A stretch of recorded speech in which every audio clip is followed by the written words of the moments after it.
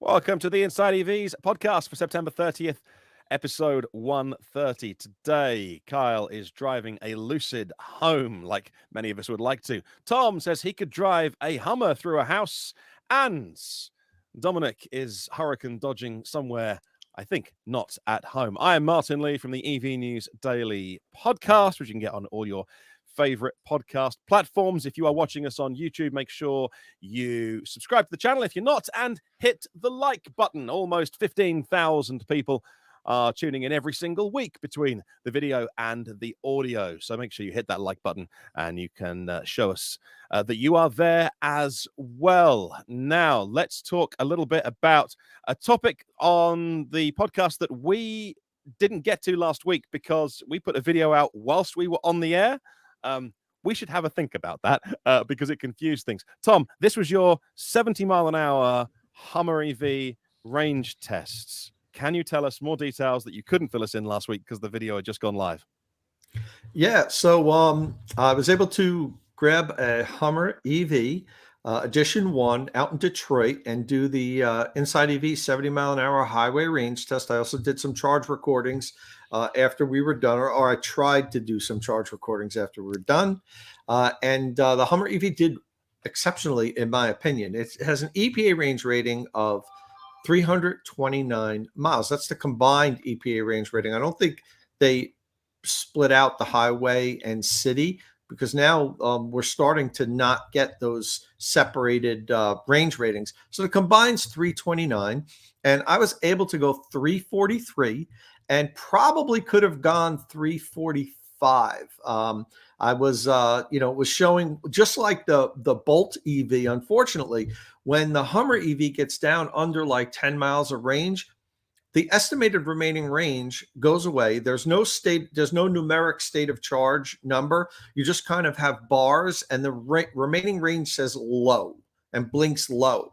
And as the viewers here probably remember, the last time I drove a GM product on a 70 mile an hour highway range test, I ended up on a flatbed being towed the last mile to the DC fast charger because of that one reason. I didn't have an accurate reading on how far I have to go. And honestly, the pedal response really wasn't giving me the indicators that I usually get, where I kind of know when it feels soft, when I'm really at the end of the ride. So now I'm out in Detroit, and I said, I don't want to have to tow the Hummer. They probably need like a heavy truck wrecker to tow that thing. It weighs over 9,000 pounds. So I called it quits where I thought was zero, and it was zero actually. When I plugged in to the DC fast charger, it did say it was at 0% state of charge, but it also said that there were 2 miles remaining of range. So call it at 343, call it at 345, whatever you want. And the only reason why I kind of wish I drove it a little bit further was the BMW iX in the 70 mile an hour range test finished up with 345, and that sits in third place all time for InsideEVs highway range test. So I think I could have matched that, but now it's the Hummer EVs in fourth place, finished up with a tremendous consumption rating of 1.6 miles per kilowatt hour. Fantastically efficient vehicle. And but the real numbers there, the 343.7, I think it was a good result for the Hummer EV. Excellent. Kyle, what's your experience in the Hummer? I forget. You had it at the first drive, but did you do the range test? About to. I think I get it in a week's time, right. and then gonna do all the stuff with it. Really looking forward to just spending a whole day crab walking through my town. Brilliant. And in terms of the audience, the buyers for the Hummer, like, fill me in, because it's not a vehicle we get, Kyle. Who's going to be buying this vehicle? Because it's got some serious chops in terms of, you want to put it through its paces, but will they ever? No, very few people will ever do anything this truck's designed to do. For the most part, you're going to be seeing them with Miami CrossFitters, maybe the occasional, like I was actually talking to a woman yesterday who drives a Hummer H3, and she was like, I love the new Hummer EV. And she's like, if someone cuts me off, I can just drive over them. And I'm like, hell yeah, that's awesome. So these are the types of people that are going to be buying this thing, and it's going to be total mayhem. It's going to be awesome. I can't wait for it. And do we know, Dom, you keep an eye on the forums and the news, how many of these are actually out there in customers' hands yet? Because I'm not seeing a huge amount of videos online about it. But then again, you know, I'm comparing that to sort of the Tesla audience who everyone wants to make a video about their car. So do you know how many are out there? I think it's in the hundreds, possibly. But there we go. Okay, so in terms of your other driving impressions, Tom, not specific to the range test, anything else you want to fill us in on the Hummer? It's just, hilariously, excessive, is probably the best way to put it. It's just such an enormous, you could barely fit in the lane. It's so wide. It's crazy how wide it is, and just everybody looks at you, even your co-hosts when you're driving down the road. As we mentioned last week on the show, Dom ended up driving next to me and didn't even realize it, and was taking pictures of me as I was driving down the road. Nobody believes us. I've ran into a few people that are like, all right, you could tell me now, really, you guys set that up. We did not set that up. We just ran into each other on the road. I didn't realize he was in, Kyle's Model 3, which, you shouldn't expect me to look at and to see who's driving a Model 3, because they're like Camry now. They're everywhere. But I'm putting this on Dom. Dom should have slowed down and looked, and he would have seen that it was me driving the damn thing. And although I couldn't have pulled over to hang out and talk to him because I'm in the middle of a range test, we could have at least figured out something. But that was really cool. And that's really the big takeaway, Martin. It's the vehicle if you want everybody to look at you. And a lot of people want that constant attention. So, that's what you get if you got $110,000 and you want everybody to look at you. I don't think there's another vehicle on the road that for $110,000 you could just command the attention of every person near you. Now, as I mentioned on the podcast before, when I was younger, my uncle had a DeLorean and he used to give it to me to drive. That was the closest that I've ever been to this, with like everywhere I went, everybody looking at me. And unfortunately, guys, I've got to go for a few minutes. I love it. I have a crew of people are at my house right now upgrading my electric, and they're all calling me from downstairs. Let me punch out for a minute, and I'll be back as soon as I can. No problem. Dom, I want to talk to you about something I saw online this week. I saw a Bloomberg article, I think it was, Dom, that said Americans have always bought too much car. In the fossil era, that was too big a car. And in the electric era, it's because they're buying too much range. And people are buying cars with batteries bigger than they need to. Now, a 200 kilowatt hour battery in this, but you need it, right? In the Hummer. On screen right now for our viewers, we're showing the various ranges of the cars that we've tested. And it's down there in fourth place, which is impressive, 343. Right. But like, you couldn't underbuy a Hummer. You couldn't put a 100 kilowatt hour battery in this. It wouldn't be fit for purpose. Right. No, it needs like the huge battery in order to, because like, it needs a huge battery, just the size of the thing and the aerodynamic profile in order to get any sort of usable range. And then 340, what was the actual 345? 340, 343.7. Yeah. Right. That's a great number for any car. Like, man, that makes it so livable. And man, I wish I wanted to ask Tom about like his impressions, just like driving impressions, so we know what it does for range now. And I guess he's in a charge. I'm not sure if we're talking about the charging yet, but I kind of like to get his impression, just how he felt like driving it, because that to me was like, kind of like the joy of the thing. It was just a lot of fun, But yeah, overbuying in range. I mean, it's a lot of money. It's a lot of vehicle. And if hopefully people who buy in this thing aren't like struggling at all to make a payment, because that's like the wrong vehicle for you. If you're for any vehicle that you have to struggle to make the payments on, it's the wrong vehicle for you. And people tend to buy as much vehicle as they can in the electric era. That means range, because range is super attractive. It's what we want, but you don't always need as much range as you have. As we can talk about this road trip that I was just on with Kyle's Tesla Model 3 Performance. It doesn't have the greatest range. I think it's down to 230. I think, Kyle, we think. Well, yeah, you're comparing EPA cycle versus highway driving, but Right, yes, right, it's on the highway at 70, yeah, roughly 230, 240 miles of range. right. So I mean, that's like say 100 miles less than that's EPA, or no, that's the 70-mile-an-hour range number that Tom got. So Mm. I mean, that's a you could, and it was very livable. It was very doable, and yeah. Mm. So you don't always need like 350 miles of range, but I mean, if you're paying $100,000 for a big truck, But you're actually paying like a lot more than the 110 sticker price for a Hummer. No one's buying these things for right, right. sticker. Hopefully not. I mean, you might as I well mean, go all hopefully out. they are, but they're not. I mean, throw some options on if you're going to spend that much money. No, it's all the dealers putting $100,000 Oh, markups on them. oh, that Oh, too. really? Yeah, right. Yeah, plus 100 plus. I mean, good luck finding one under 200. I think the Wow. cheapest one I've seen go for is like 180, 190. Man, Wow. that's a lot of money. That is immense. We were having a chat on our Teams chat this week about the BMW XM, and I was saying, how much car does anybody want? If you're thinking, man, I really want to buy a car, but I just don't like the Lamborghini Urus or a Bentley Bentayga. Oh, great, I've got the BMW XM. It's a plug-in hybrid, by the way, I think so.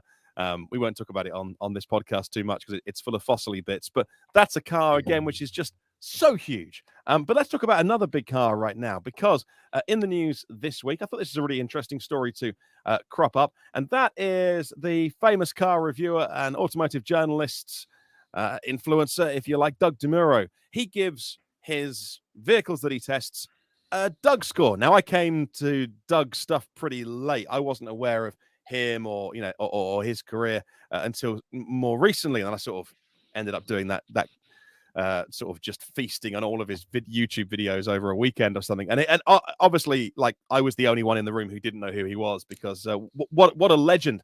And so he has driven the Rivian R1S, and he says the best vehicle he's ever tested in terms of the score that he gave it. Now, I want to check in. I should have checked before the show today, Kyle. Have you actually driven the R1S? Did Rivian invite you out to go drive it? Couldn't make it, but they're Right. actually sending one here soon. So, but love Doug. Doug is my favorite car reviewer, no secret. Big Doug fan, and I haven't watched this review, but I've heard about it because it blew up the internet, and it's awesome. But how cool is that an EV is the coolest or the best, the highest ever score that he's given, a vehicle? And he's been effusive with his praise about electric vehicles before. The video where he drove the Plaid, it literally, like, he's driven every car out there and he's giggling. Like, he's just giggling. I mean, this is a ridiculous acceleration. But in terms of someone as important as this, Kyle, you make content as well online, and incredibly popular content. What does this do for electric vehicles when someone like this gives it a stamp of approval? Yeah, I'm not sure industry wide. I mean, I don't think it's any secret we knew this was going to score well, because he's also reviewed the R1T, and that he gave a huge score to as well, and hugely popular. And I was texting with some friends who work for Rivian. They're like, the entire company is buzzing right now. They were so pumped. So he's really lifted the whole mood at Rivian, which is great. And I think the R1S deserves it. I've spent time with it. I haven't driven it. I can't imagine it drives too differently from my R1T. It's the same underpinnings. And, Shorter. yeah, it's about 14 inches shorter. And so, but same motor, same battery, all that stuff is the same as my truck. And I'm so thrilled with my vehicle. And I think it's one of the best vehicles I've ever driven. I'm glad he thinks so with that as well. Plus, the R1S looks really good in that color, I have to say. Normally, I'm not a red car guy, but that looks awesome. But overall, Doug has such a wide audience, expanding to non-car people, that it's really just like, yeah, I wonder what the order banks for R1S looked like after this video went up. It must have just been reservations through the roof. Yeah. No, completely. And Dom, have you seen this video yet? Or what do you think someone like of his caliber does in the world of, YouTube, the homepage, the algorithm, recommendations? So many, petrol heads, for want of a better word, will watch something like this. And, Doug is is a huge hero to so many people. Do you think they'll be thinking like, oh, maybe I need to give electric vehicles a second chance? I mean, it can't hurt for sure. I mean, he does have a high profile, and he does a great job of reviewing vehicles. Yeah, I think. Well, it's probably like, they've got like a huge line of orders anyway, and I'm sure it's just bigger. But they just really need to start cranking them out at this point, really, just to Yeah. fill start filling up that backlog of orders. But man, I can't wait to actually get. I haven't even driven the pickup truck yet, and I'm really anxious to. This thing, the R1S looks like pretty awesome. I think with the shorter wheelbase, that's 14 inches. That's significant. It should turn different. It should handle. It should make a big difference, shouldn't it, Kyle? Yeah, I mean, I think in daily driving you probably won't notice it. Right. In like hardcore driving, yes, but either way, it's going to be everyone that I've spoken to who's driven it says it's equal, if not better than the R1T. It's not worse. I've never heard anyone say not as good. Right. But we'll play around with it. We'll test it. We'll run it side by side against the R1T.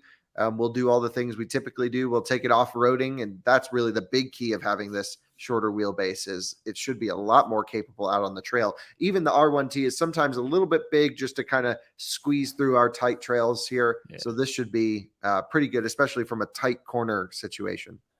Now, Right. Tom, did you get your garage sorted? Oops. Oh, there you go. Tom, did you get your garage sorted? Are they sorting out your electrics? For now, yes. I'm sure they're going to call Good me news. again. Good news, my and friend. that's why I'm not recording today down in the garage, because there's like 10 people at my house. We're talking about the Rivian R1S, which again, you've driven that, haven't you, on a short test drive? Yeah, it wasn't that short. Oh, I was okay. on the media drive, so I got to drive it on road and off road pretty extensively. And I mean, I wrote, if you look at my review on InsideEVs, basically the same as what Doug said. I basically, came out and said this is probably the best SUV available today, hands down, regardless of the brand. Now, there are certain vehicles that might be better at specific functions, but all around, I believe this is absolutely the best SUV you could buy. Wow. Even BMW iX better than that. Yeah, because Wow. it's way more off-road capable. Sure. Of course. Yeah. Okay. Right. And we were talking, Tom, about someone like him who is seen as, very credible, loves petrol stuff, loves combustion, loves electric, and what that would do for the perception of electric vehicles when someone as impartial as that, I would say, with no skin in the game, right? He's not selling a particular, like we're on InsideEVs, so someone could say to us, well, you guys are obviously biased, right? So they would be right or wrong, but they could level that accusation at us. Whereas Doug, no. So do you think this does, when he puts this as the best vehicle he's driven, what that does for electric vehicles, Tom? Yeah, no, I agree 100%. And I would quite honestly be surprised if he didn't say that. After driving it, I was, just amazed. I'm amazed at how well the R1T drives and how capable it is. But after driving this, particularly off-road, I was like, my God, this is even better than the R1T is off-road, because it's got that shorter wheelbase. It's more maneuverable. It kind of has, all the functionality of the R1T. I mean, minus a gear tunnel, but that you make up that space in the back. It's just like a better R1T. So I actually have one of these on order also.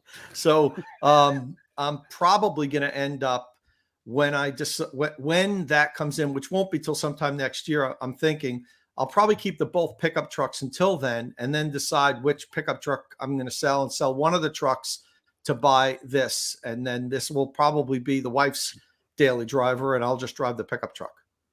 Okay, let's move on. I want to talk a little bit about the Hyundai Kona, which is coming back for a 2023 model year update. The Nero's been done already. It's still under a load of camouflage and all the foam and the padding and stuff, so we can't see what it's looking like. But we do have some spy pictures of it towing, which I think is interesting. And, it'll probably be under the skin, very similar to the Kia e-Niro. By the way, Kyle, on Out of Spec this week, didn't you have a Kia e-Niro deep dive? Yeah, one of my colleagues went to go drive it and took on a full tour. Also, one thing that's curious about this Kona situation is, wasn't it just updated this year with a new front end and everything? So they're running a one model year update, or maybe this is in 2 years, or what's going on, do you think, Martin? It looks pretty close, but have a look at the inside of this. Now, that to me looks like an Ioniq 5. It really does. That screen, the artwork, I mean, the artwork on the Ioniq 5 was always an updated version of what they have already. But I mean, look, there's the paddles, the steering wheel, the climate bar there. That all looks like the inside of an Ioniq 5, and that's no bad thing. So, so much attention goes on the new cars or the EGMP cars.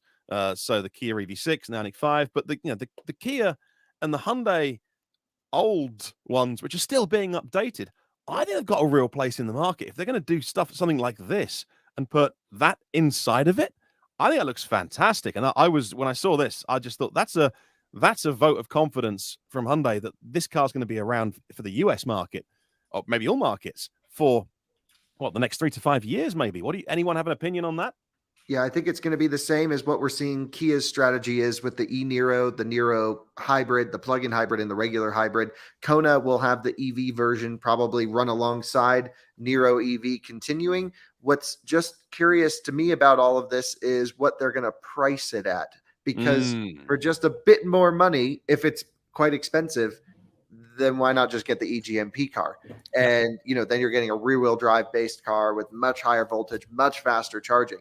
But Konas have always had sort of this magical efficiency about them that might be more efficient than the Ioniq. We'll have to run them side by side and do all the testing. But yeah, I mean, I agree, Martin. If they price this right, these things have more than enough of a place in our market. They charge just enough to be like, okay, they're 77 kilowatt peak. I mean, it's not let's go across the country, although I have taken one early days halfway across the country, and it was doable, at least not easy back then. And yeah, I think it's if they use it for fleets, like here, for example, they use Niro EVs for our local Uber and Lyft fleet in Denver. There's like hundreds of them everywhere. You never see a privately owned one. That's a great use case for these. I think they look great. And if the price is good, but they make them in South Korea. So the ones that you get, at least, so not available to fall underneath the Inflation Reduction Act.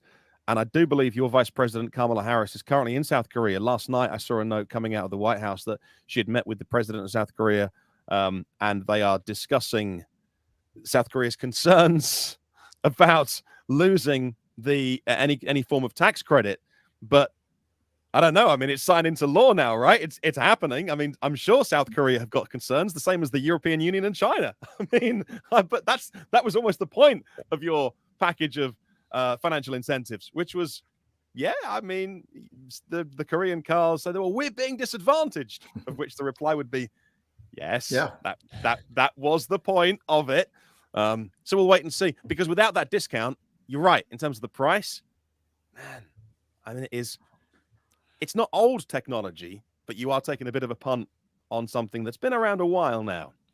Well, South Korean companies should be able to get some of that money, because they do make the batteries. The LG batteries are made in America, a lot of them. And there's a couple of South Korean battery companies actually with factories in the U.S. and more on the way. They're partnered with GM on the Ultium batteries, and so it shouldn't be like a huge disadvantage. I mean, of course, they're not assembled here, but so they can make some changes there, I guess. But basically, they needed to price it right coming out of the gate to make this a good option. Or just why buy the Ioniq 5 instead. But what I like about the Kona is you can always see the battery pack. It's really visible on the Kona. You can always see it strapped in underneath. It goes to the edge really. But you can see that black plastic around the front bumper trim as well. I'm not a huge fan of that. It looks a bit BZ4X-y to me. Right. But we'll wait and see. Okay, I thought it was worth a mention on the podcast today. This is also worth a mention as well. This is Polestar 3, October 12th. We find out more details about it. 510 horsepower, and of course, dedicated electric vehicle. This is probably going to be $80,000, if not more. This is not a vehicle that everyone's going to be buying, and so it's relatively kind of rarefied air that it's breathing. But certainly, it sits in a very competitive spot of premium SUVs. Now, look, this just looks, I don't know, it reminds me of something, but I don't know what, that back end. unless any of you look at that and go, "Oh, it looks just like the Porsche so and Cayenne? so." A Cayenne, maybe. Porsche. I mean, it's got the Volvo light thing going on, light signature on that back end. It looks great. I mean, I'm looking for more pictures of it. There aren't any. There's some Oh. renders out there, but that's the official picture that was released. Okay. This week. So yeah, that's 80,000 plus, I guess, for the Polestar 3 when we find out more details. And they're really obviously talking about the the Volvo safety stuff, the reputation of Volvo, and they've got the all the gear to put into that.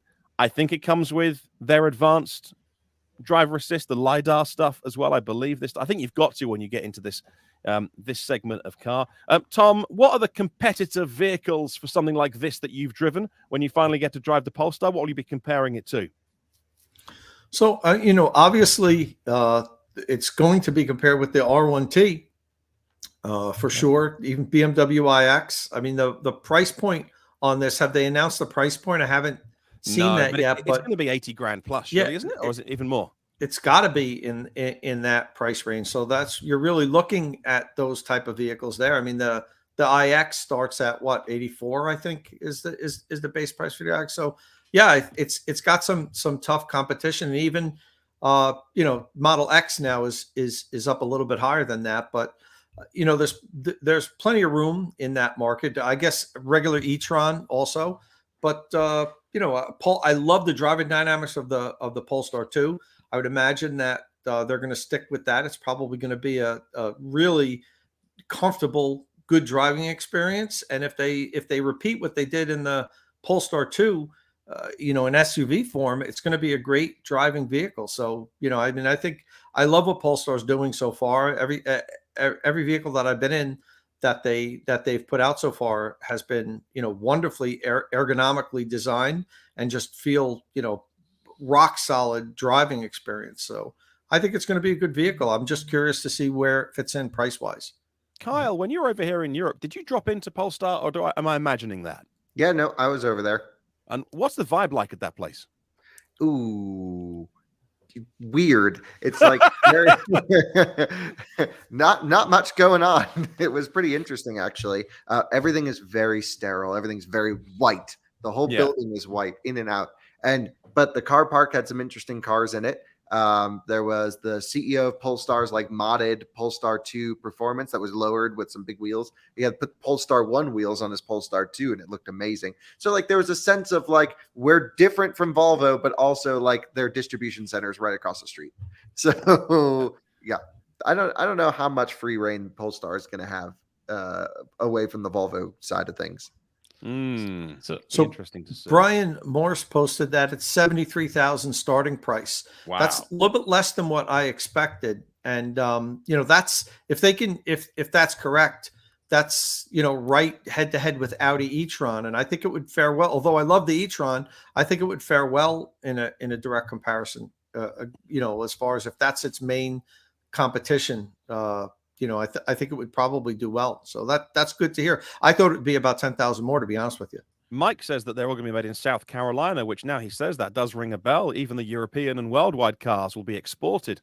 That does ring a bell now, Mike. So, yeah, I mean, if they want to do a launch edition for 79 and get it under the 80K limit for the incentives, then go Polestar. Well, the Polestar 2 starts at 48.4. It says their MSRP. So I was thinking it was going to be I was thinking more like 65 area, which would put it in league with the Cadillac Lyriq, which would be also an interesting comparison between the two. But it looks a little smaller in the picture, like this Polestar 3. And it looks, is that I don't know, does that strike you all as being slightly smaller than, say, like the Lyriq or the BMW iX? There's no difference to Cayenne or something. Yeah, I was thinking make Porsche Macan size. Yeah, I don't know, Kyle. You're familiar with Porsche? Hey, Ellie. Yeah, Ellie decided to just pop in, but she got bored. She's not interested. She just left. Yeah, I think it looks pretty unique to me on the back end, very C40-esque with that sloping back end. Yeah, I'm not a super design nerd, so I'm not good at. I'm not qualified to answer what things look like, I should say. Well, okay, then talk to us. In that case, Kyle, talk to us about charging in Germany, because NIO just unveiled their first battery swap station, and they've unveiled it at a location. I'm going to butcher this. Apologies in advance to our German viewers. Zusmarshausen? Yeah, that's pretty good. Okay, right, good. That's a charging station that you are so familiar with. It's on the A8. I think it joins Munich and Stuttgart, and that's where NIO have built their first battery swap station. Tell us a little bit about that charging. It looks like a Porsche place. It looks like, very German. But about the location, and then your thoughts on NIO battery swapping, and if it'll work in Europe. Yeah, so what's been really interesting is I've been watching them build the NIO battery swap station for the last few months. So I've been tweeting about it, making posts. I think it's really exciting. It was no secret that the battery swap station was going here. And it's really the perfect place, I think, to put a battery swap station, to be like a big middle finger to the rest of electric cars sitting there charging, because there's 70 DC fast charging plugs here. And they can all go, it's starting at 140 kilowatts. Each one is physically capable of going up to 500 plus kilowatts at some of them. So they have some huge range of charging power. There's a bank of 12 superchargers just to the left of this image right here. And so then you're going to have this cool battery swap station where a car is going to pull in, and 6 minutes later, it's going to pull out with a 100% charged battery pack. Which a lot of EVs, like when I'm driving Taycan in Germany, for example, I charge it for 10 minutes to go from 0 to 50%, and then I'm off. But that's still 50% in 10 minutes. This is 100% in 6. Now, I'm not all Mr. Battery swapping over here. I actually think it's kind of silly. I don't know if it'll work in our market at all. And I'm not sure it will work in the German market because distances are shorter. There's chargers everywhere. The one thing that it could work in is maybe in a city center, like somewhere near Stuttgart, somewhere near Munich downtown, because a lot of people do live in apartments or rental homes. So I think a huge percentage of Germans don't own their own house, actually, which could make installing charging a little bit more difficult. But keep in mind, even a regular wall plug in Germany is 3.2 kilowatts, where for us, we're only getting 1.2. So yeah, weird location from like a usability standpoint. I'm looking forward to it a little bit because I got to go over and grab a NIO then, because what I want to do is run full speed from Munich in the middle of the night to here, which is a little bit less than halfway to Stuttgart, but it's on a de-restricted section, swap the battery pack, and then get right back up to top speed. That should be kind of cool. That'll make a fun video. Wow. I think that the battery swapping model is working in Norway, but I don't know how successfully, where they built their first 2. I think this is the third one in Europe. NIO have built a factory in Hungary to make 1,000 more of these. They'll actually make the battery swap stations there. And as you say, yeah, Germany's a big rental market. There tends to be a lot of landlords in Germany. It's less owner-occupier and in a more rental economy. So that could be interesting in terms of installing charge. I hadn't even considered that. And in terms of the model of not owning the battery inside of your car, again, I don't know how well people will take to it. Nissan did it early with the Leaf. Renault did it for a long time with the Zoes, but both got out of that business, and Renault are trying to work their way backwards out of that. Offering, when I've sold my Zoe now, but they were calling me and offering them to buy me out of the battery. The price wasn't right, but they were clearly wanting to get out of those battery leases and flog the batteries off to owners. So it may be a cultural thing as well. But here's Tom, I'll come to you next. Here's where I got it wrong 4 years ago when I was, my podcast 4.5 years old now. And I was saying in the early days, look, the idea of going like to like fossil fuels to batteries in terms of land use is daft, right? Because there was lots of talk about let's reuse petrol stations for filling up EVs. It's ridiculous because those locations evolved because of the format of the fuel, and that you could gas up very quickly. Fast forward 4.5 years, man, was I wrong? Now you can do a battery swap or even fast charge an EV in 10 or 15 minutes. Actually, if you live in the middle of London, New York, Seoul, where land is at a complete premium, as people stop buying petrol, they can put these kind of things on that land rather than redeveloping it for apartments. And all of a sudden, you got some refueling. So I can see battery swapping working. What's your thoughts, Tom? So, I did use it in China, NIO's battery swap, when I was over there before COVID, and it worked flawlessly. And the people there absolutely loved it. But one of the dynamics that is unique in China is nobody owns their own home. Everybody lives in these giant apartment complexes, and they're not yet outfitted with charging infrastructure. Eventually they will be, but right now people do not have the ability to charge at home. So, having that ability to do a quick refuel stop is hugely important. And the people that I talked to in China that owned NIOs, almost every single one of them said, this is the reason why I got this car, was because it's a 5-minute stop. There's a swap station 5 minutes from my house, and it's so simple. But I don't know, as you mentioned, I don't know how that's going to translate to people in Europe and in the US, when NIO eventually has sights set on coming to the US. I don't know if people are going to want that model. And, as Kyle mentioned earlier, it's a 10-minute stop for him to get to 50% state of charge, but not to be fully charged. The thing is, if you're on some sort of a road trip and you only need to get to 50%, that's fine, to get to your destination. Then you can plug in wherever you're going. You don't always have to be fully recharged to make your destination. It really depends on how far you're driving. And here in the US, we tend to have longer road trips. It's a really big country. In Europe, I don't know how often somebody needs to exhaust the range of their battery. Let's say you've got an EV that can go 300 miles per charge. So you're only comfortable driving 250 miles because you don't want to take it down below 10% or whatever. So I don't know how often people do more than 400-mile trips, where they need to stop longer than 15 minutes, to get to 60 or 70% charged and then move on. So, to me, I don't see battery swap as a permanent solution. I think where we are now in the industry, where there's not a lot of infrastructure, where the EVs, while they're charging faster than they have in the past, we're still not at that point where they're going to charge as quickly as they're going to in 4 or 5 years from now. I look at this and say, geez, in the early 2030s, if we will have a much more robust DC fast charge infrastructure, and EVs will charge quicker than they do today. Will we need battery swap? I know, Better Place back 10 years ago was looking at the landscape then, and it seemed like, God, we're going to have to do this because there's no charging stations. The EVs the fastest an EV can charge is at 50 kilowatts. So, battery swap makes all the sense in the world. But now fast forward 10 years from now, look at where we are now. And then I'm thinking 10 years from now. And, will this be necessary for anything other than, as Kyle mentioned earlier, some urban centers where people can't charge at home? And maybe it makes sense there. I don't know if it makes sense on highways anymore for long distance travel, once EVs can go further and charge faster.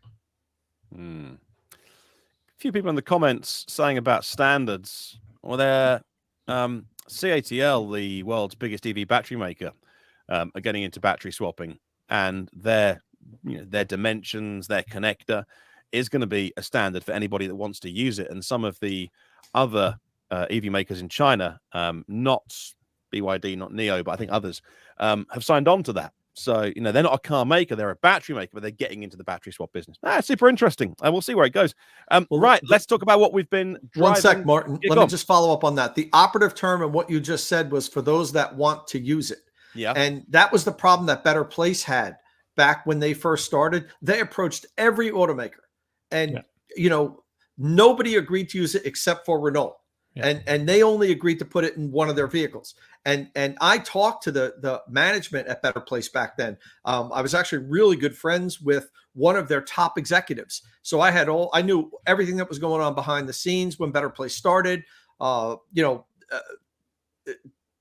biggest problem was that they couldn't get buy-in from the automakers. And since then, I had talked to all the automakers and said, what happened with Better Place? Did you consider making one model at least, and all of them said, there is no way we will allow another entity to dictate the size, the shape, the weight of something that's so critical to our car. So we're never going to buy somebody else's replaceable, swappable batteries. Like, we'll buy cells, we'll package them in modules, we'll set the size of the battery pack, but there's no way we're going to use a standard size battery pack that can swap with other vehicles. I heard this from pretty much every automaker. Can they change their mind? Of course. But they vehemently stated that this is out of the question. It's a non-starter for us. So yeah. without that, I don't know how this gets traction. We'd have to have all the automakers buy in, right? In order to really make it work. And more batteries, Dom, are cell to pack technology, getting rid of the modules. The BYD batteries that we think are going into the Teslas in Germany. They'll be cell to pack technology, and you can increase the energy density in a battery pack that way, but you can't start swapping those batteries, right? No, I don't really understand the whole swapping thing. I'm really surprised that NIO took this outside of China because it's very capital intensive, especially like for scale like this. It takes a lot of money, and then you're also producing all these batteries that you could put inside cars. So you're producing way more batteries than cars, and it just doesn't seem like an efficient use of capital to me. But good point. Yeah, they have a plan. I guess they have a vision. They see how it could possibly work. I don't share that vision. I mean, I'm open to listening to what their argument and everything, but man, I have a hard time seeing how this would scale hugely. Like how they would have to charge extra for the cars in order to pay for some of that, that infrastructure. Man, I just don't see how they're going to do it. But show me. Okay, well, we'll wait and see. Both of the co-founders of NIO are in Germany for 12, 14 days right now, so they're clearly taking it very seriously, and I wouldn't write them off. Anyway, no. Let's get on to what we've been driving this week. Dominic, you are on your 2-week vacation right now. In all seriousness, you have left sunny and windy Florida on your travels. It looks like you're home again now, though. I thought you were still traveling. How's your journey been? Are you safe? Again, in all seriousness, the news has traveled the world far and wide. I know it's almost a cliche and easy to say that sort of our thoughts are with those affected by it, but certainly there's the EV-related bits of a natural disaster, which I almost think we have to be careful with because it can come off a bit almost smug. And self-satisfied at times, like people are, without power in Florida, and then there's someone going, "Hey, look at my power wall," and I'm like, I don't know if if the optics are great on that. I know you're proud, but anyway. So how have the travels been? You're borrowing Kyle's Model 3 until Christmas 2024. How have the journeys been? Right, the journey is pretty good. So I left. I left Fort Collins, not the Monday before, and at 4:00 in the afternoon. And I drove 9 days basically with a stop in New Brunswick I stayed one night in one place in New Brunswick. So over 9 days, I traveled like 4,393 miles. Visited around 35, I think, superchargers. I think to do all that, I've only had one issue with one supercharger. In Rivière du Loup, Wolf River, I guess you'd call that in English, but everyone calls it Rivière du Loup. I guess it's been a long-standing issue with like just getting power out of that station. I think it's the connection with the utility or something it needs some needs to be resolved. There's a couple of stalls that don't work, and then the others are, except for one, are all throttled to like 50 kilowatts maybe or something, and so that was a little bit rough. But overall, it was like that. The charging was amazing. Like the experience of just walk up and and it's so easy too. Like the shape of the thing, and we talk about that, but when you're actually using it all the time, plugging it in, like I've tried to plug in my Chevy Spark EV to the CCS2 connector, and it's this big monster thing, and you got to use both hands, and is the cord long enough? And it was like a struggle. And just like the difference in operational after this, I'm like, man, I think the car companies, the OEMs, are ridiculously dumb for not adopting the Tesla standard. That would have been, I mean, it's just so much better. It's unbelievably better. Just the ease of use and simple, and oh my god, it just always works. It just always, 99 times out of 100 always works. So you've added 4,500 miles to Kyle's Model 3. Are you still eating through some of those referral miles, or are you racking up some bills on his credit card now then? This car has free supercharging Really? So it didn't cost Kyle or I anything to put all those miles, like for the electricity at least, and which is a pretty awesome bonus. And I was just thinking that I think I was talking to Kyle yesterday, and it just struck me that so I think we talked about this last week, that Tesla was catching up with its demand a little bit. So if it did have like some demand issues, it has so many levers it can pull. It can pull like its pricing, it can bring that down a little bit, but it can also add some free supercharging. Like maybe, I don't know, like this is like all free, but it could do like a more limited kind of free supercharging, like 50 kilowatt hours a month or something like that for free. Or anyway, it's just like a little demand thing. But just to get back to the trip. So, man, someone mentioned I was chasing a hurricane. So I drove, when I left here, Fiona was like off up in the North Atlantic. I'm like, whew, I can go, it's safe. Then I get to just after the podcast last week, I realized I'm driving into Fiona. It's like, it's hitting like southern New Brunswick and Nova Scotia and Newfoundland and PEI. PEI lost all their power. And I have a cousin who had a house on the right by the beach in Shediac, and man, he had he was selling it, and he had an open house the next day, and it got like 3 feet of water, and it was like it was, and it didn't evacuate either. They was at the house when this was all happening. It was pretty scary.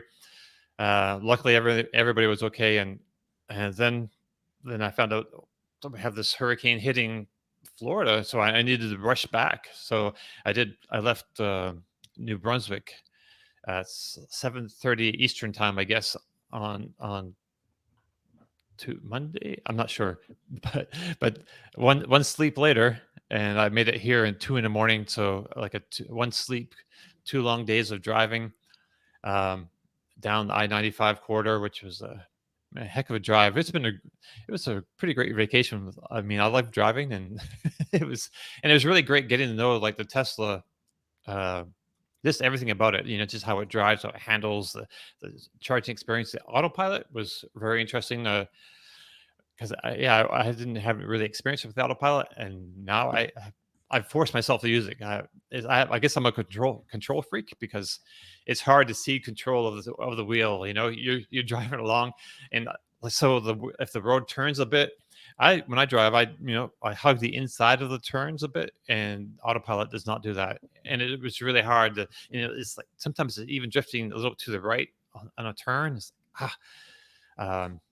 It was, and I would break its hold on, and just take over the steering myself. Like so many times, it took a while to really kind of let it do its thing. But also, you never know for sure if it's going to do everything, because sometimes, like in construction zones, the lanes will be shifted, and there'll be some older lines, and it'll get mixed up and confused, and then it'll send like that big warning that you're crossing lines, and it's because there's a big sound, just like flashing lights, and it's the wheels pulling, tugging. It's like a bit much, actually. Right. Oh, and someone mentioned phantom braking, so I got to experience phantom braking. Mostly in the rain. I think it happened on the last stretch, the last couple of days. I hit some rain around New York State, around there, and that was bad at night.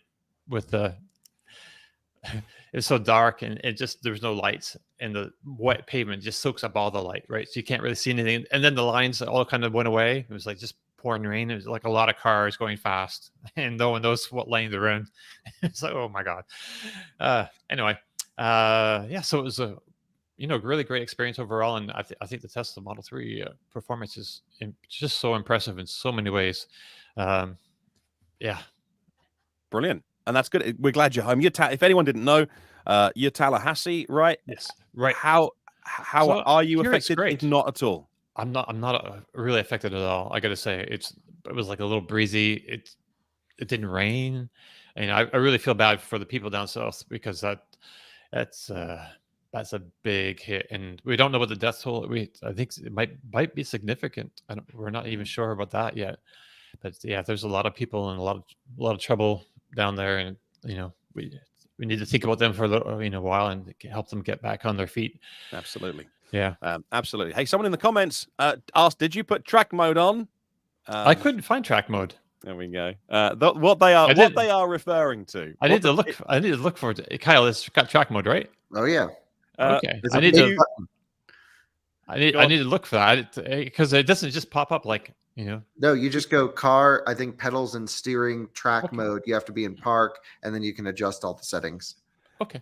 I'll take a So look. what that person in the But I comments won't is do it on the referring street. to, for new viewers, is that one of Kyle's colleagues at Out of Spec, who makes brilliant videos along with the rest of the team, Jordan, did have his brand new Model S Plaid in track mode on a public road and had a bit of a bump, which I'm pleased to say is all now fixed. Kyle, we missed last week, I think, asking you about this, and if I did, just tell me to shut up. The car is back. Your Model S is back. How's it been? Yeah, have it back and thrilled. And you know what? At first, I think it just needed to, kind of find itself, get settled in, because it was had one little creak and had a weird little vibration. But then some other viewers commented others have noticed this vibration on new Model S without a crash, so maybe unrelated. And the car's driving great, really is. I mean, there's still couple things left to do with it. It's not back to 100%, but just happy to have it back in the driveway. Been driving it, and it feels really good. And glad to have it. And the last we heard from you was going through insurance and stuff, so we're being a little bit careful what we were talking about. What was the verdict on the damage? Because we all watched your video, with the rear wheels facing in the wrong direction. And can you just talk us through what happened here? It was pretty much a 180 spin. The car hit a curb pretty much side on, which isn't great. And when I saw your video, I was very worried that it had pushed maybe the half shaft into the motor or something, but all good by the sounds of it. What was the final damage, though, in terms of the actual pieces that need to be replaced? Yeah, we hadn't been hiding anything. I'm all about full transparency with everything, but we just don't know the final number. So all of the suspension, everything Tesla did was about 10 grand, but that doesn't account for the new wheels and tires. There actually is one issue with the front fender on the car where there is a tiny tear at the bottom of the fender that's like half the size of my fingernail. And Colton and I have decided, let's not fix this, because I don't want to repaint the whole side of the car and blend stuff for a little tiny tear, which we can probably massage and make it look good as new. But yeah, these things are still a little bit up in the air, and I guess I've asked Jordan to coordinate all of that. So maybe it's all done. I just don't know yet. But my guess is by the time we add wheels and tires, we have to go back and get the paint all fixed again, because when they were working on it with the car, got scratched all over the place. We'll have a video on that. I mean, it's going to be $15,000 or $20,000 by the time we're done. And we've heard horror stories. They're the ones that tend to make their way onto the internet, let's face it. People who have a great experience aren't the ones that tend to go, oh, everything was fine. It seems like it was really quick with Tesla. We've heard service center, part supply, supply chain nightmare stories, but this seemed pretty quick. So when the in there, Tesla had no idea who we were. It was just another car that showed up. I mean, I bought the car there, but I was in and out in 10 minutes. I don't really know anyone at the local service center. So a lot of people were like, you got your car back because you make YouTube videos. And I'm like, no, they didn't. They literally didn't. The car just showed up and it had Jordan's name on it. Like they didn't know it was an out of spec situation or even what out of spec is. But Tesla was amazing. They kept the car inside. I guess what happened was they pulled it into a bay to inspect it. And when they got everything off, they're like, oh, we are not putting this car back under its own weight. And I don't know if it clogging up a bay sped up the process, but it was about 4 weeks or so that it was in there, broken, to getting it completely back on the road. Obviously they saw our updates and we've become friends with our service advisor, but this was after the repairs have kind of commenced. So yeah, I mean, I was pleased. That I can only share my experience, whether it's, if you have 2 crashed cars and you bring them in and one is out of spec and one's not. I don't know if you'll get one, if ours will get done faster. I sure hope not. And I did not get the impression we got special service, but I thought it was amazing. They were very communicative through the app. You just can't freaking call Tesla service. That's the problem. So that was really frustrating that I can't just call our service advisor and be like, hey, Toby, what's going on? And Toby's awesome. So yeah, we don't know the final bill yet. Still has to do, have to get reimbursed for things because I bought new Martian wheels to put on it.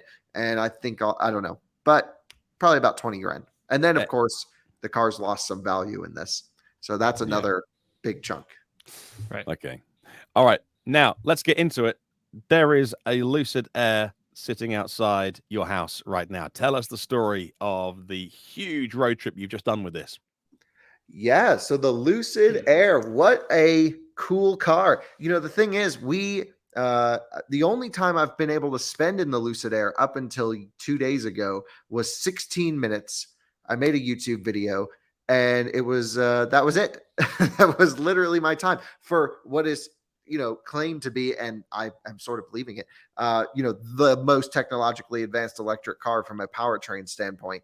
And I was like, why haven't we been driving these things? They're amazing. So anyway, we couldn't get a car from Lucid to review. I think everyone knows that.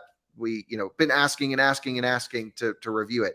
And one of our viewers, we actually have a lot of viewers who own Lucids, like a huge number of Lucid owners watch Out of Spec, which is really awesome.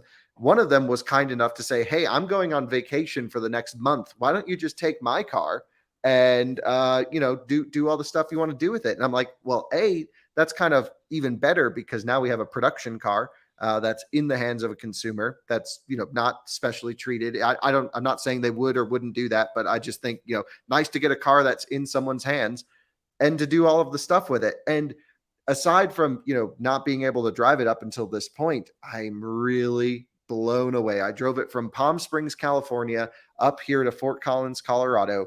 The best efficiency I've ever seen on a road trip of this kind.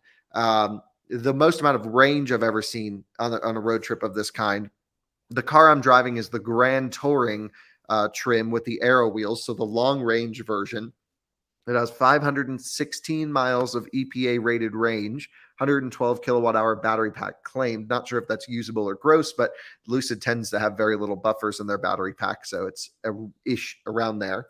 And just an insane monster. Really is. The powertrain, this is not the fast one. This is the only 800 horsepower one, and it pulls so hard to very high speed. And I was like, wow, that's impressive. And the stability, the chassis, the feeling, I haven't shredded it yet. I haven't driven it up on a mountain road, but you just get this underlying sense of agility cruising down the highway. It's soft, it's quiet, has good massaging seats, really amazing. Blown away with it. Really am. The one big problem, without question, is the software. The car has no lane centering at the moment. By the way, start of production was a year ago. And so I have to keep making that point. It's hard to make a new car company, right? And to produce these cars. And at first they just had to get the cars out the door, and they're out the door. So now it's how are they going to support these cars with software? I will say I've seen reports of people opening doors on Lucids and the screens taking a while to boot up and things like that. I've not experienced anything like that. I open the door, screens are right on. Just in my time in the last 2 days with the car, I've gotten 2 software updates. So they are hammering update out to this thing. And to all of the cars, other Lucid owners as well, confirming they're getting the same software updates that I am. It's not just specific because I'm reviewing this one. I'm really just all the hardware stuff that I care about, the intangibles, the driving feel, the way that the thing cruises, and for a car without air suspension, it's really insane. And you pointed out in one of your posts that you've never before charged at that location that you have done, and then thought, well, I haven't got to charge again. And you've just driven across the country in your Rivian, towing your Nissan Leaf, where you were stopping a lot, and then you immediately segue to a vehicle where you're like just going and going and going. I'm like, are you sure I don't have to stop? Like, something's got to be wrong here. Right. It's amazing the range on that thing. I mean, when I did the range test, after driving 250 miles, I'm at 50% state of charge. It's like, is this thing ever going to drain? It really just goes and goes and goes and goes. And as Kyle mentioned, the efficiency is really what's amazing. Yes, it has a very large battery pack, but it's amazingly efficient, that vehicle. And I'm glad Kyle's getting some more seat time in it now, because I always like to compare my driving impressions with Kyle's. And as you know, I've had a lot of experience behind the wheel. I've been able to go out, not get a loan like what Kyle really wants is get a loan to have the car for a week or so, like he's doing here. But I've had the opportunity to fly out to California and Arizona and drive it for extended periods of time, and I've just been so thoroughly impressed about pretty much everything when I'm driving it. It's great to hear Kyle getting some good seat time now and hearing the same things that I felt when I drove it. So it's really an amazing vehicle. Yeah, it's a very high quality design in terms of the way that the thing goes down the road. And I'll quantify all of that and put that in a video. Again, this car is not from Lucid, but I did ask Lucid in full transparency if they could send us somehow a set of the 21-inch performance wheels and tires, because the arrows that are on this car have zero grip. I mean, not zero. I wouldn't say it's unsafe, but like with a car this heavy, you want some tire under there. And obviously the point of the wheels that I have on this one are for max range. So pizza cutters, they sit well in the wheel well. They really look terrible. A really bad looking wheel on this car. It ruins the look, but you do get the benefit of the range on it. So I've asked them to see maybe if they would be so kind to send us a set. We'll of course send it back, maybe with some less rubber on it. But I thought, okay, for us to really evaluate the Lucid properly, which is sort of needed for someone to evaluate this car as a, in many different segments, like we typically do when we have an exciting vehicle, we need different wheels and tires to do the performance stuff. Otherwise, it's full drift mode and going to be just a big giggle fest around the track. But I have to say, once they get their software worked out, and it sounds like we're right on the cusp of all this happening, I'm really glad I'm experiencing it before this software update, because this is what Lucid owners are experiencing today, which is lots of little weird bugs and glitches and no great driver assistance. I mean, I got to tell you, the sound system kept cutting out on me on the way back. So I was like listening to music out of my iPhone. But these things, part of it's because the car doesn't know how to handle coming in and out of cell service that well, which going over the Rockies, that's all you do. And then part of it, I think, was, it just like the sound was static. So the amplifier is freaking out. You don't spend the money buying an early Lucid expecting a perfect car, in my opinion. It's like early Tesla days. Everyone knows, hey, this is brand new. It's going to get better. And all of the owners, I think, are pretty lenient, with a lot of these little bugs and issues, as am I. Actually, I'm not the biggest harping on software guy, but I do think the car needs a big update. I had one issue on the way home charging. I didn't have to charge very often to get home. Yes, tell us about this. Yeah, but this was the first time in years that I've ever had to call Electrify America customer support. I usually don't ever call them, because I can tweet about it and they fix it somehow, or maybe they don't. I don't know. But I was literally stuck at a charger. I couldn't get the Lucid to charge at a Signet charger. It was one of the new Signets. It was a Love station in Salina, Utah. One of my favorite charging stops. It didn't suck because they were shooting a TV show of paragliders coming in. So I was watching all these people fall from the sky, and I was drinking, waters from Love's. It was a great, great stop, beautiful mountains, but the car wouldn't charge, and I was at 3% state of charge. Now, I had purposefully run the car down to very low single-digit % state of charge to get to this particular station, because the Signet chargers that you're looking at are one of the few chargers that can output the full power needed to charge this car. The car needs a little bit more than 350 amps. I haven't done the calculations. It's very high voltage, but at least on a Signet charger, I knew this thing would give it the juice. And well, I rolled up and it just kept saying authentication error, and it would error out the charger and the car would error out. Over and over and over. But of course, before I got to this point, I made sure it charged on Electrify America. I stopped in Baker with plenty of extra battery, plugged it into the new units that they're putting in. Instant connection, charged, great, unplugged. I was like, I'm going to run this sucker down.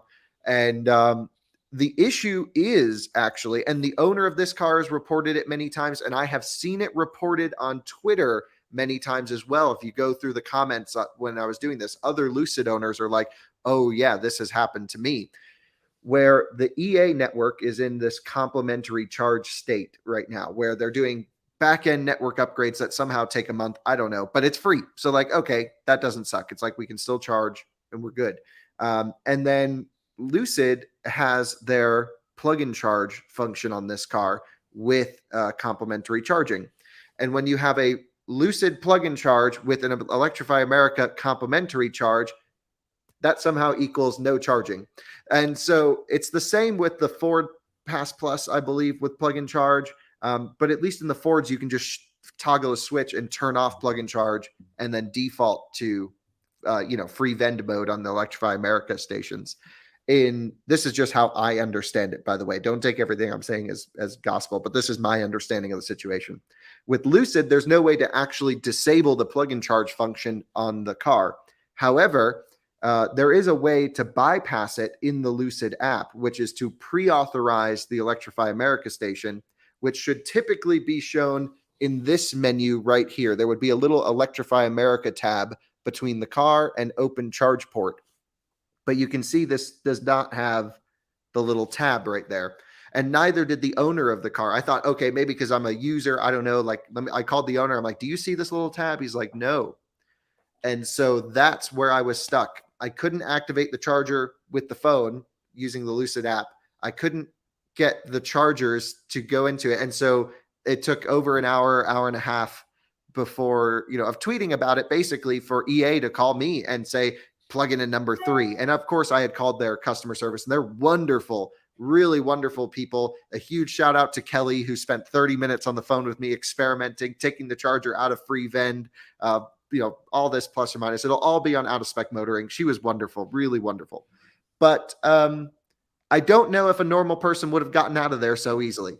Like, I think maybe, certainly, because I was hammering the Twitter like, someone come grab me, I'm in Salina. I don't know how a normal person could have figured that situation out, especially with the Lucid app not showing the EA situation. Pretty weird. Yeah, I tried everything: wallets, credit cards, activating the thing on my app. We tried every combination on the back end with EA service. The charger worked fine. It was just all payment authentication. Yeah, I said what's interesting about that is I've heard other people report the same thing now. During Electrify America has this free, charging while they're doing this back end updates. So just to see if I had that same problem, I didn't even need to charge. I brought my Lightning, which has plug-in charge, to an EA station, and I have plug-in charge turned on. I actually don't. I don't, because you actually end up paying more, which I still have to talk to Ford about, because they promised me that they had this thing worked out and that this wasn't going to be the case anymore. But it still does. You pay the 43 cents per kilowatt hour, the non-member fee, if you use your plug-in charge, even though I'm a member plus member. There's no way to link the accounts, although they promised me they had this worked out months ago. In any event, I digress. I'm going to get to the bottom of that. I'm going to talk to Ford really soon about that and get that straight. But I had plug-in charge enabled, went to the EA station during this free period, plugged in, and it worked. It didn't. It didn't have that conflict of the vehicle trying to pay when it's free, which I've heard has happened for a lot of people. I've had some of my followers reach out to me and say, this doesn't work. There's a problem. You guys should talk about it. We just did now. I'm glad Kyle brought it up, because I quite honestly forgot about it. But it's weird that my vehicle with plug-in charge works during this period. It doesn't have that glitch. Even weirder, Tom, was that the Lucid charges fine. I used 4 Electrify America stations to get home. I didn't charge deeply at all of them. And only one of them, it caused an issue. Mm-hmm. Yeah. Yeah, so it's not like every station. But the overall thing is that my takeaway from this and your trip, that Lucid really needs to put some energy and effort into its software, the software side of it, things. It's got the powertrain Got to figured check out for a minute, guys. Sure. No worries. It's got the mechanical part figured out. The powertrain is solid, but like with Tesla, that's really what makes one of the things that makes Tesla such a great company is their software is ridiculously good, and it's made them nimble and able to handle like this chip shortage situation, for instance, where they've been able to substitute chips, rewrite software to deal with this kind of new chip. That's not really that's kind of a big deal, and it's just an indication of how much resources and energy that Tesla puts on in their software department. And I think Lucid would be smart to take a page of that book and also, Lucid has Mike Bell working for them, heading up their software team, who was an Apple guy previously, who I believe came in later after the start of software development, who's working to make things right, is just my impression. Look, making a car isn't easy. I'm not here to defend Lucid. I think you sell a car to the public. That's how it should be reviewed. That's why I'm reviewing it. And it shouldn't have glitches. It does. The thing is, the car is capable to update over-the-air updates. They're at least proving to me that they're working hard on it, because in 2 days, the car got 2 software updates. They know the issues. I'm seeing improvements already compared to early Lucid drivers, commenting that, screens take a while to boot up, things like that. There's still a long ways to go, but the stuff you can't change, that's all there. That's what matters. It's not like, oh, I really wish that the front brakes were bigger or something. I don't know. Maybe I will when I drive it hard, but you can't software update something like that. At least the hardware, the sense of build quality in the car is there. But yeah, I will cover software updates as I have this vehicle for the next 3 weeks or so. We're going to, hopefully this car will get the big update to enable Dream Drive and some other things, during my time with it. If not, I'm sure the owner would be kind enough to let me borrow it again once it gets updated to it. And really looking forward to seeing what's to come. There's a long way ahead, but wow, do they have the best starting point I've experienced in a long time. Great. Did we talk last week about EQS SUV that you were driving? We did not, because it was under embargo. Right. Let's talk about this then. This is the SUV version of the EQS. You had like a Mercedes event. There was an EQB as well. But let's start with this vehicle and your impressions of this. Yeah. So, by the way, global launch for EQS SUV. I'm just pumped because it was in Colorado. Perfect backdrop for this car. And so you'll see all of the videos went up yesterday. I always put our first drives typically a day or two after when everyone else does, for strategy reasons. But, Matt Watson had his video up and he was in Colorado. Thomas from AutoGafool was here as well. Got to message him a little bit, and we were trying to coordinate, but I was away. So it was really, really cool to have the launch of this car here. And to me, this is kind of where they should have started, in all honesty, instead of the EQS sedan. But in very typical German thought process, the S-Class level sedan always goes first. And that's where they get the most range, and that's where they can sell all the numbers. But this is the one people want to actually buy, especially around here. And it's a full optional 7-seat electric SUV. It's built on the EQS sedan EVA 2 platform, similar chassis. And since the embargo is fully lifted, it is a much better EQS sedan. It really is. It's better than that. Has way more rear seat headroom. And I actually don't fit in the backseat of the EQS sedan. I kind of have to sit sideways, which is a big shame, because that car should have had a better backseat for what it was designed for. The EQS SUV, big rear seat. Third row is amazing. Heated third row as well, if you're feeling that way, which is pretty nice. By far the most luxurious electric car I've ever driven. It has much better suspension than the EQS sedan, which I rave about the suspension from a comfort standpoint. But as soon as you start hitting bumps or you load it up into a corner, you actually max the suspension out. It's like almost too soft. It can't even hold up its own weight. Here, with the added ride height, I found that in performance driving, which is not the use case for this vehicle, in daily driving and in highway cruising, it was every bit as pretty much as quiet and every bit as comfortable, if not even more comfortable than the EQS sedan. A little bit less bouncy. At 10 degrees of rear steering, even in the SUV. We did full off-roading wheeling, putting wheels up in the air, and it has pretty good drivetrain logic. It does electronic diff simulation by way of brakes.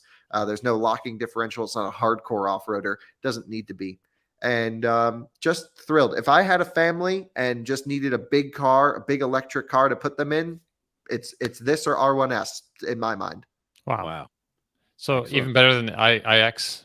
Well, it's a Model lot X. bigger than the iX. The iX is really going to compete probably with a smaller version of this SUV that will come out at some point soon that I still can't talk about. Right. Excellent. And, no offense to the beautiful place you live, but why do they bring the world's media to Colorado? Was it to do trips up into the mountains and prove its kind of half off-road. Like, I mean, it's not a Land Rover, but were they kind of going for that angle? How comes it was where you live? Yeah, I mean, you never know why they choose these things. There's a very big premium section of Denver downtown. So Mercedes wants to have, this luxurious hotel with this whole thing. And so beautiful views for photos, of course, very wealthy area during the drives where they were taking everyone. And I think it fits the EQS SUV really well. There was a very small focus on the off-roading portion. That wasn't the whole design, but they actually had the EQS SUVs kitted out with all-terrain tires on them. They looked amazing. And the German engineers were like, oh, we really hope someone does this because it's really cool. So yeah, I mean, it was great to see the whole team. Mercedes always brings the people who actually make the car along for these trips. So, at the dinner table, I get to sit with all the engineers and nerd out about, a whole bunch of various topics that most people don't care about. And it was really a wonderful time. And it was easy for me because I got to come home every night. And then I just drove down there. It was really, I've never done a drive where I can come home and see the dogs and then wake up in the morning and then I'm back to work. It was really a fun experience. If all car makers could just do all of your global launches in Colorado somewhere, Carl would be very grateful. It's a great place for launches because our airport is huge. We're a hub airport. So you can fly in with no connecting flights from almost any airport right to here. We have some of the best driving roads in the country. We have amazing facilities to do it with. And it's the perfect place to launch a car, in my opinion. Excellent. Hey, you weren't the only one with a new car in your driveway. Tom, we've not had a chance to talk about this video yet. Your Rivian R1S delivery. You actually made a whole video about the process of it arriving. How's it been? It's been great. You might have to ask my wife about that though, because I really haven't been driving it. She's commandeered it. It's her truck now. That's right. So that's the way it should be. That's right. And I've been doing some traveling. So honestly, I haven't driven it a lot. But about this video, it was really cool. I reached out to Rivian before when they gave me my delivery date and said, look, I'd like to record the delivery process because everybody knows what you do when you pick up a vehicle from a dealership, and we've all done that. But with Tesla and Rivian and Lucid now that have direct sales models, I think a lot of people are unclear of what exactly happens when you get a vehicle from one of these companies, and they all have different policies and procedures. And quite honestly, I didn't know what to expect from Rivian either. But I asked them, I said, I'd like to record the delivery process, and I just kind of got an email back that was real, like, yeah, sure, no problem. And I wanted to make sure. I'm thinking now, do they think I'm just going to come out with my cell phone and stand there for a few, and record a 1-minute video? Because it's my intention to do a real comprehensive delivery video, ask the delivery person a ton of questions. So then I was decided, should I make sure they know that? But if I do, maybe they're going to send a pro, somebody that isn't one of their normal delivery people. And then that's not what I want. I want everybody to experience what they might be able to expect. So I left it at that. I got the verbal, yeah, it's okay. And I said, okay, let me just go from there. So now the person comes in a flatbed, and you can see that Sade was my delivery person. And as I see the truck pulling up, I'm like, wow, this is a truck driver delivering there's no Rivian associate. I'm thinking it was just somebody dropping off the truck, and I'm like, wow, this is going to suck because they might be able to point out a few things, but I was wrong. Sade is a delivery specialist. She also drives a flatbed, so was able to deliver the vehicle. Then as here you see me asking her, is it okay if I mic you? I'd like to go over the whole process. And she was a rock star.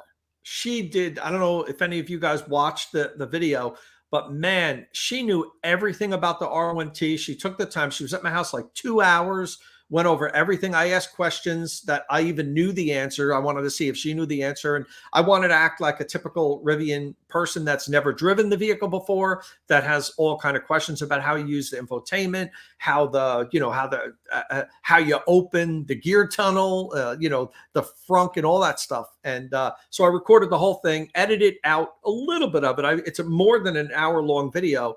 And that you even see, I recorded even every step of it, from me signing the documents, what you have to do when you first get the vehicle, then pairing your app with the vehicle, and then going over all the functions and settings and so forth. So yeah, she was a rock star. And if you didn't watch that video, please check it out. Not just for the views for me, just so you'll see exactly what you get with a Rivian delivery. And I've had other followers reach out and say, I had a similar experience. It was a fantastic delivery process.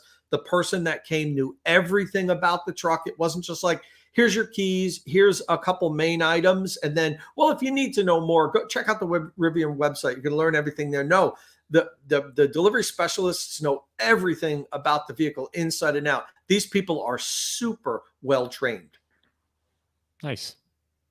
Oh, and did you check out the F-150 Lightning next to it out of curiosity? No, she showed no interest whatsoever in the Brilliant. Lightning. Brilliant. The ultimate, like taking the high road. Like what even is that? Yeah. and she showed no interest whatsoever in my garage. And I had the garage door open when she arrived. And you could see it's like a studio with all the chargers and everything. But it was just kind of like, all right, let's go over your R1T now. So, which was kind of cool. She was focused on doing the R1T.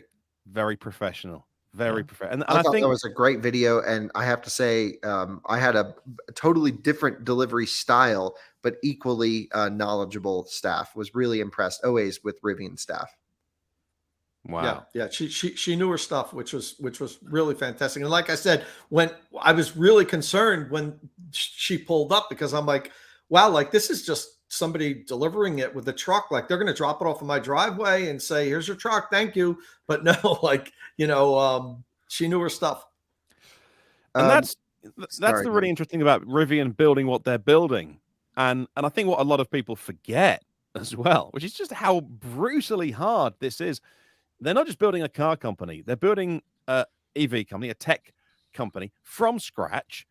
Okay, been doing it 10 years, but still.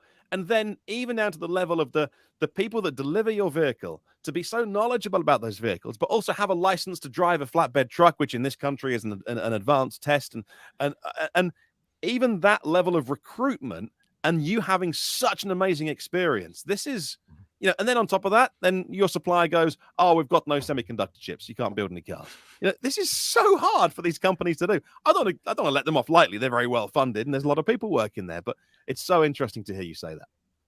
And one thing I'd like to add as well, a friend of mine just picked up his R1T and brought it out here to Colorado. And actually, there's a batch of R1Ts that they had to go and fix something on. I guess they were worried about a bolt that came out of the factory for the upper control arm, which doesn't sound great. But anyway, they sent a mobile tech up to our house, and he was so cool. And I thought the guy was really, really awesome. He came in, jacked up the truck, made sure the bolt was tight. I think it was. I don't know if he adjusted anything, and then left. He was so nice. He had one of the Rivian service equipped R1Ts with the slide out service bay and everything, and he was totally pumped up about it. He was a viewer as well, which was great. So nice to see, people working at the companies watching EV nerd videos. But I really, everyone at Rivian I've spoken to is top notch. And I really needed to stop by Tom's place on the way through. I was trying to get back here in time for the hurricane in case it was coming here because we didn't know what was hitting. But I just realized now sitting here, I missed the chance not only to see his F-150 Lightning, but also this Rivian of his. Oh, next time. Not bad. Dominic, you should be able to schedule a first mile test drive, I think. Maybe you need to be a reservation holder. I don't know. But they are doing test drives of them. Okay. Yeah, I should look into that then. That'd be cool. Wow. Yeah, brilliant. Thank you very much, guys. I think we're probably to the end of our time. If Sade ever wants to come on the podcast when one of us takes holiday, she's very welcome. If she wants to come on and talk about EVs for an hour and a half, be awesome as a guest. That would genuinely be amazing. I imagine Rivian corporate might not, or maybe they would. They seem pretty cool. But she's welcome anytime. Right, that's got to the end of where we are today, guys. Thank you so much for joining us once again. Normal service will be resumed next week when Dom's had a full week back from vacation to prepare the show and back on hosting duties. Thank you very much for watching today. Usual stuff. If you've just enjoyed this and you haven't hit the thumbs up button, then you should, because good things will happen to you. And also make sure you're subscribed to the channel. You can also get this show in audio form as well on all your podcast platforms. Just search InsideEVs. You can follow us all on social media. Twitter is probably the one that I think most of us are most active on. Tom, you are Tom Malog with 2 M's. Dominic, you are Dominic_Y. Kyle is It's Kyle Connor, and a bunch of outer spec channels as well, which you should be following. And also, I am at EV News Daily. You can check out my podcast every single day, 7 days a week, with the latest electric vehicle news. And we will be back in 7 days' time. Thank you very much for tuning in. Oh, Dom, if you could do me a favor and say ciao. Ciao.